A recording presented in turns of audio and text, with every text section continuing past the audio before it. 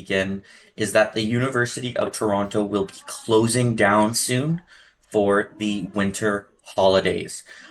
So this upcoming Monday, December 23rd, is going to be our last day of 2024. After that, we will be closed until Monday, January 6th. So until then, our office will be closed. And importantly, the admissions office will be closed as well while our team takes some much needed rest. So if you're having a hard time reaching us, if you're waiting to hear back about your application or trying to figure out what's going on and you're not hearing from somebody, that is okay, that is normal. Rest assured that we will get back to you as soon as we return. So I see a couple of questions are already starting to come in. I think Natasha and I are going to take turns, but what I'm going to do is the first question I'll direct to you, Natasha. The first one is a student asking, can I apply directly to the University of Toronto instead of using the Ontario University's Application Center, OUAC? Yeah, that's a good question. So students can have, it depends on your situation, which is a lot of the times, like Connor and I, you might hear us back and forth today say, it depends. But there are two applications to U of T. There is the common application, the Ontario University Application Center, or the OUAC, that you can use if you're applying to U of T and other universities across the province of Ontario. There's 23 of us total. If you are studying outside of Canada, whether you're a Canadian citizen or an international student studying outside of Canada and you have never studied in Canada before, so you didn't spend any time in elementary school or high school here in Canada, you can use a direct application to U of T, which is called the U of T International Application. It's virtually identical to the OUAC application. It asks for the same information. The only difference is the cost. So it's a little bit more cost efficient to use the U of T international application if you were just applying to the University of Toronto. But we have no preference. You can use either one. And realistically, if you're interested in other Ontario universities, you should be using the OUAC because you can use that one to apply to all of them. But yes, there is an option. If you're studying outside of Canada, have never studied in Canada before, and you're only interested in applying to U of T, you can use the U of T international application. Same deadlines, everything runs the same as the OUAC application. Okay, should we go to the next one? Let's go to Laura. Good morning. I'm an international transfer student and would like to know if any of my credits would transfer. Great question, Laura. Connor, I turn it to you. Yeah, Laura, awesome question. So if you are currently studying at a university outside of Canada, it's possible that you may be eligible for some transfer credits. Generally, on the high end, students are eligible for a maximum of 2 years worth of transfer credits at the University of Toronto. So that's a maximum of about 10 credits out of a 20 credit degree.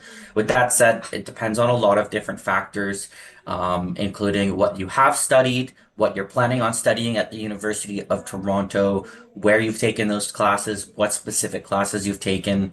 Ultimately, the University of Toronto will complete a transfer credit assessment for you if you receive an offer of admission after you receive that offer of admission. So for now, rest assured that we will be assessing you. You'll be considered for that transfer credit, and then you'll get a much clearer picture of exactly which credits are eligible to transfer, if any, after you receive that offer of admission. Great question, Laura.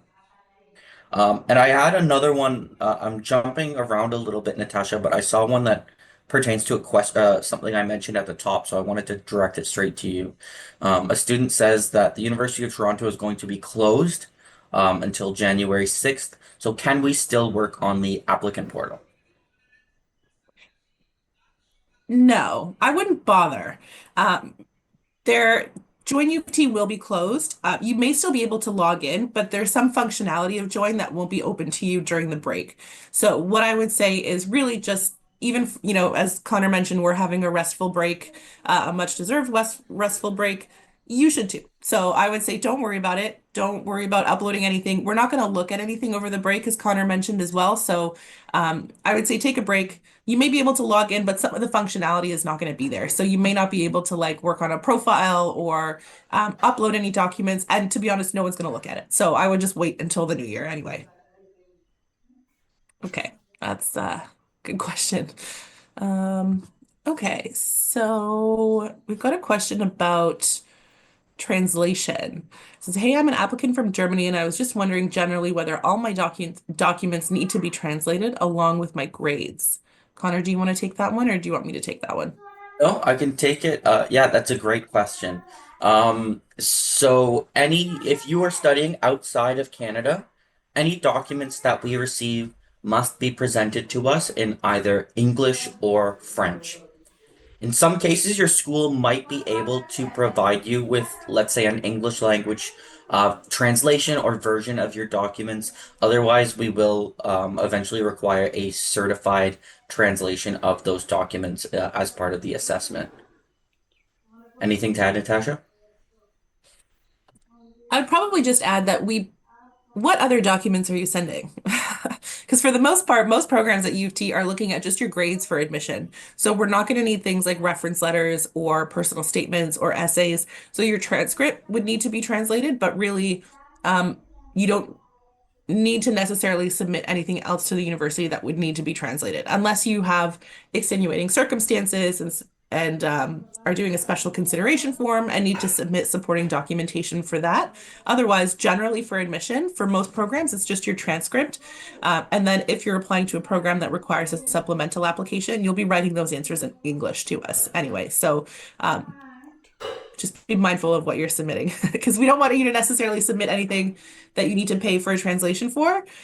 You shouldn't have to pay for that aside from your transcripts, but you also probably don't need to submit it. Yeah, great point.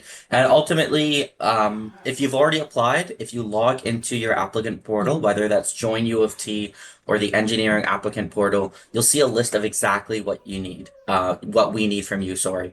So if it's not on that list, we don't require it. That's a great point, Natasha. I have another question here about submitting grades. So a student asks, while applying through the OUAC, where do I put my marks? And then as kind of a secondary part of that question, asking about the activity section, whether they need to fill that out if they're still in high school. So if you're currently enrolled in high school, you're in your final year and you're applying to U of T, or you completed high school and maybe you're in a college program or a university program now, and you didn't have a gap between high school and college or university, you don't need to fill out that section. That's really only for students who have maybe taken a gap year or have some kind of gap in their studies. Maybe they graduated 4 or 5 years ago, they've been working full time professionally for a few years and then are applying to a university program. That's when you would need to fill out that information. But if you're currently in high school, you don't need to complete that application, that part of the application. U of T is not going to review it, even if you do fill it out. Um, if we need that information from you, as Connor said, it would be listed as one of your required documents, like a profile form or some kind of supplemental in your Join U of T portal. It would be listed there if we need that kind of info. The other thing is for the OUAC and even for the U of T international application, you're not uploading any documents there. So you don't need to submit anything through like WES, the World Education Service for evaluation or anything like that. You don't have to do anything like that. You will be able to submit your documents directly to U of T through your Join U of T portal. So if you're going through the application, you're like, click, click, click, this is really simple. Click, click, click, am I done? Yes. The answer is probably yes, you're done. You don't have to do any extra work through the OUAC or U of T International application to get it through. Okay, let's go back here. Just a note for you guys when you're going through when you're sending in your questions, feel free to send them in once. Connor and I are going to go through and answer as many as we can, so you don't need to submit them more than once. We'll get to everybody. If I handed in Mr. B. Pearson scholarship application on time with all the other documents.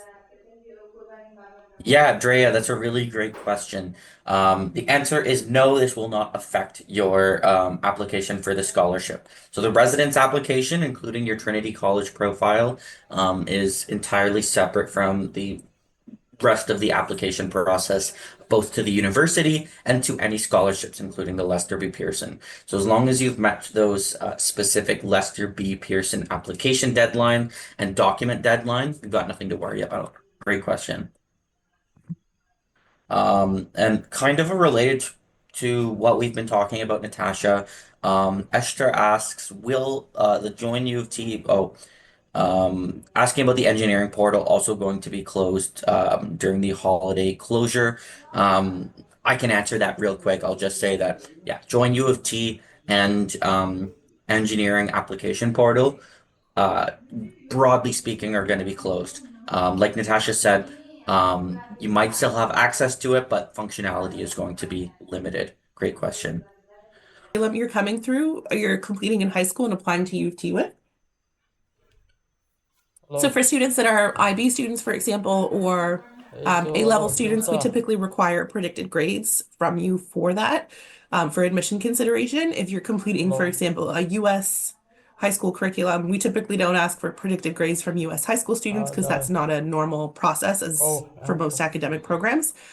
is you want So to if you'll ha see, if you live go or through in your Join U of T university? portal, and you see that list of required documents, sometimes it'll say Okej, predicted jag googlar grades och for your googlar. program, for your academic background, and then it'll also say like a transcript from previous years and any sort of interim or in progress grades from your current final year of high school.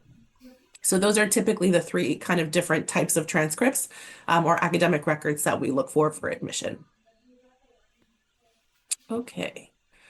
Let's see. Laura's got another question. When applying, should I apply as a first year student if I already done 3 years at an international community college? Do you want to take that one, Connor? Yeah, good question. This could be a trickier one to figure out sometimes. Ultimately, uh, depending on the program, at some of our divisions, you might see the option on the OUAC to apply for what will be flagged as upper level studies. If you believe that you qualify for that, it might be worthwhile to submit the application, but ultimately, what's going to happen is that our admissions committee will be looking at your application and they'll be making an assessment to admit you to after you've been admitted and when they complete that transfer credit assessment. I will say generally the advice that I give to students, and I'll tap you on the shoulder, Natasha, if you have anything to add, but the advice I generally give to students, um, apply for the first year direct entry of the program. If you've got, let's say, too many transfer credits and they decide to admit you to a higher level, they will do so after you're admitted, so it's not going to make a big difference. And Natasha, do you have anything to add? Any nuance that I'm missing there? No, I was going to say you've got it. Like U of T will make the choice of where you fit in when you apply. Um, you can't you can't really apply for first year. Yeah, we make the choice ultimately. So we got a question. I got one for you from Ruby, who Mhm. asks if a required course for the program I'm applying for, I'm taking it in the spring. Can I get a decision before I complete that prerequisite? So basically, the student's got a prerequisite that's currently in progress or that they haven't even started yet. They're wondering if they're going to have to wait until that class is completely finished before getting an offer of admission. Yeah, it's a great question, and it happens a lot. Where, for example, like students here in Ontario may be applying to a business program or computer science and don't take calculus until second semester, because they've got to take pre-calc in first semester and then they take calculus in second semester. So there are many cases where we have to wait for students to have their or for students to be able to take their prerequisite courses, but we try not to wait for those results. So we may look back to the equivalent courses in a junior year. So for example, if you're taking calculus in second semester, we may use your advanced functions class here, or a pre-calculus class grade to use as a basis for how we think you're going to do in that calculus class. So if you've done really well in grade 11, you're doing really well in the first half of grade 12, we may not need to wait to that second semester grade 12 mark to consider you for admission. Sometimes, depending on the program, we may be able to give you an offer of admission with a specific condition. So we might say if you're applying to engineering, for example, they might not need to wait for your calculus grade from second semester, but they might say, we'll give you this offer of admission, but you need to get at least an 85 or an 87 in calculus. So there may be a specific condition that you need to meet, but we try not to wait until midterm grades from second semester because sometimes those can come a little bit late, and depending on the program you're applying to, it may start to fill up a little bit earlier. So we review as early as we can, and we try to offer as early as we can. Um, yeah, so we'll do our best. Okay, great question, Ruby. We've got another question here about accidentally uploading documents to the wrong place and can't get it in the correct one. What should I do? I'll just answer this one quickly, Connor, just to say, like, it's okay. Human beings review your application. So we will take a look at the documents that you've uploaded in the new year because we won't be doing a ton of review in the next couple of days. So we'll take a look in the new year. And if you've uploaded something in the wrong spot, that's okay. Someone will look at it and be able to make that adjustment. And if we're missing something, we'll let you know. But if you need to upload a different document, just use a different upload spot to upload it. Should be fine in the end. Okay, Connor, two questions. What is the life of a normal student like at U of T? And what are considered the best majors to take? Interesting questions. I'm gonna sip my tea. Yeah, sure. I mean, the long and the short of it, what I like to talk about, I'll start by saying we're the largest university in Canada, and the top university in Canada. And the reason I say all of this is not to brag, but to really highlight the incredible diversity of different experiences that there are at a place like the University of Toronto. Students looking at U of T because it's such a large institution. We've got thousands of different students, and no two students have the exact same University of Toronto experience. We're one university with three distinct campuses, all in the greater Toronto area, and the experience at each of the different campuses might look a little bit different. We have over 700 programs to choose between. The experiences between those 700 different programs are going to be different as well. Um, I'll say to speak generally of what those experiences have in common, um, University of Toronto is an academically rigorous environment. It's a place where you can come to challenge yourself. It's a place where, you're going to be surrounded by people who share your interests. And it's a place where you're going to have the opportunity to explore. We have over 10,000 different classes to choose between, just speaking on the academic side of things. And the other thing I like to highlight is that because we're so big, there's so much to do outside the classroom as well. We have hundreds upon hundreds of different student clubs to participate in. All three of our campuses are located in and around the largest city in the country, and our students are very much. I mean, it sounds cliche because I've said it so many times, but our students are citizens of Toronto just as much as they are students at the University of Toronto in particular.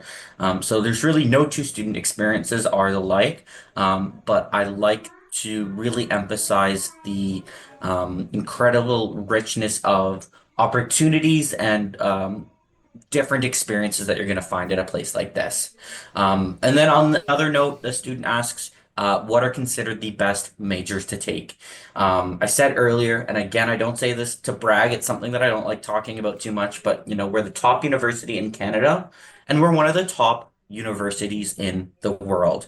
And the reason that I mention this is that it's really allowed us as an institution to not have to specialize in one particular subject area. Because we're so strongly regarded, it's really allowed us as a university to have the opportunity to attract some of the best and the brightest minds from across disciplines that we teach. In fact, you'll find that not only are we one of the best universities worldwide in general, but in many of our most popular subject areas, we're also one of the top universities for a variety of different subjects. So we're really not the type of university where we have one best program or one program that really shines above the rest. And the reason I say all of this is that I'd like to encourage students to feel confident that no matter what it is that you're hoping to study or hoping to accomplish, you can be confident that when you come to the University of Toronto, you're getting a world-class education and you're getting a degree which can take you anywhere in the world. Really great question, Anthony. Thank you for asking. Um, I've got a question for you, Natasha. A student asking if my documents or grades are delayed due to external factors, is this going to impact my application? It could, depending on how delayed we're talking. Um, in this case, I would request special consideration.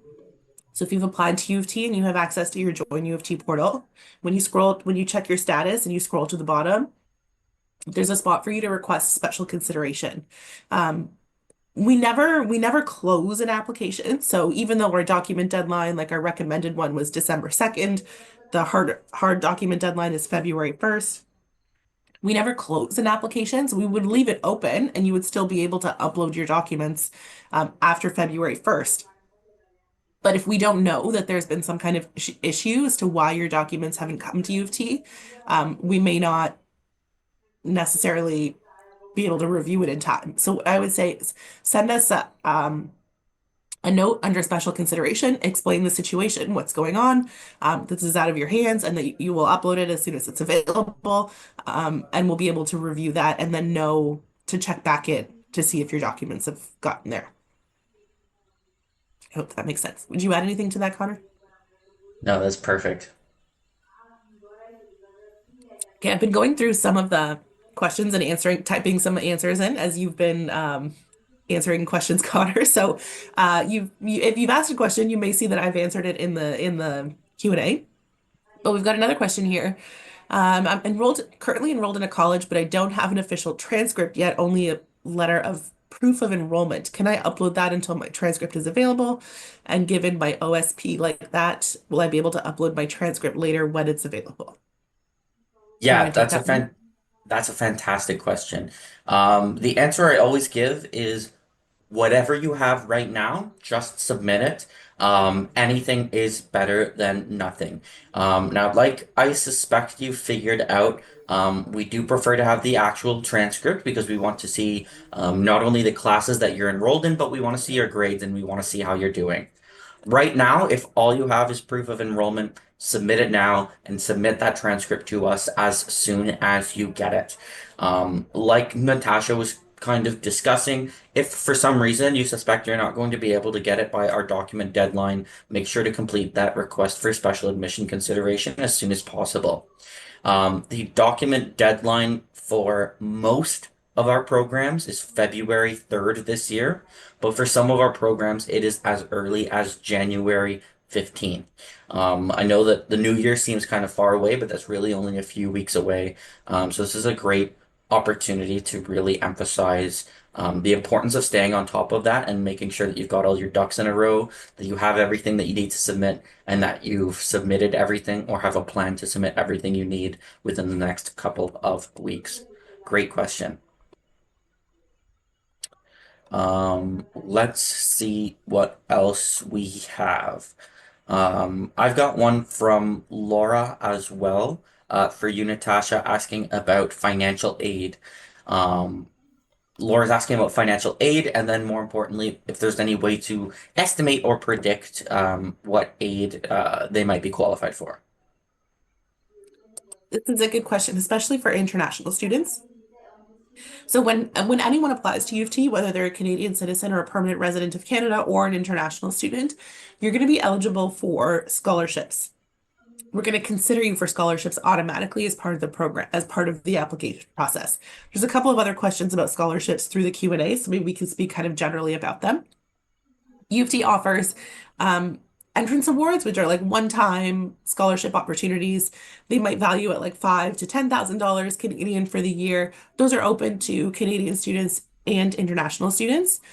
International students are also eligible for larger scholarships, larger renewable scholarships. And these are typically anywhere from like $20,000 to $40,000 Canadian per year, renewable for 4 years. And then those are kind of general U of T sort of scholarships. There may be specific scholarships for campuses or faculties or within the Faculty of Arts and Science. Some of the colleges have specific scholarships as well. Again, most of these are merit-based, so there's no separate application that you need to complete. As long as you're applying to U of T, you get your documents in on time. When we consider you for admission, we're considering you for scholarships at the same time. Those are merit-based, and those are scholarships. Those are different from financial aid.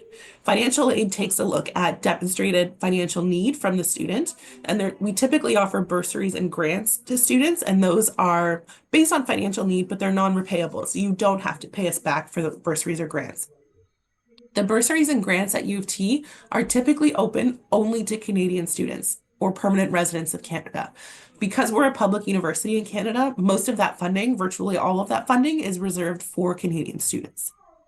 So, as an international student, you may want to look at your home country to see if there's opportunities, like the US, for example, parts of the FAFSA program are portable to Canadian universities as the financial aid program there.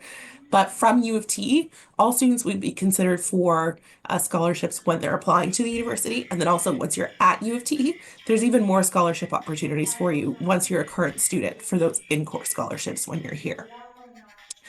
We used to have an online calculator. Connor, remind me if we still have a calculator. We used to have a UTAPS calculator that students could use.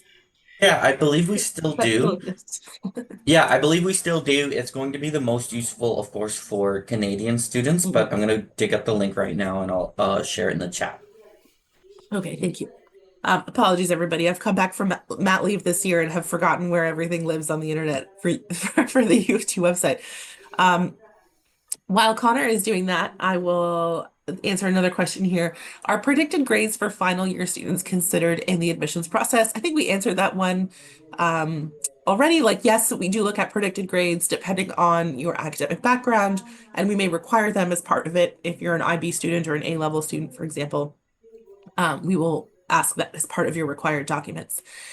We've got another question here from an anonymous person. As a mature student, is there a pathway to U of T if you're not meeting the English requirement for a PR? I'm gonna assume that means permanent resident, or maybe it's a short word for program. Regardless, if you need any assistance with your level of English before coming to U of T, there are a number of English transition programs that we offer at U of T across all three of our campuses. So I'm going to find the link for that while Connor is finding the link for the calculator, because that link I remember. And so for that one, you can come in and do a 1 year program. It depends on how much English preparation you might need as part of your studies.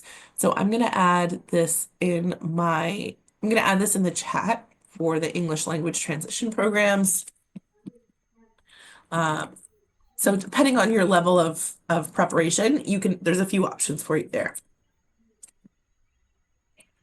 Okay, Connor, do you want to take the next question? Yeah, absolutely. Another one from Laura, a quick one. Thank you, Laura, for all the questions. Laura asks what a common mistake applicants make is, and if we have any advice for international transfer students. This is a really good question.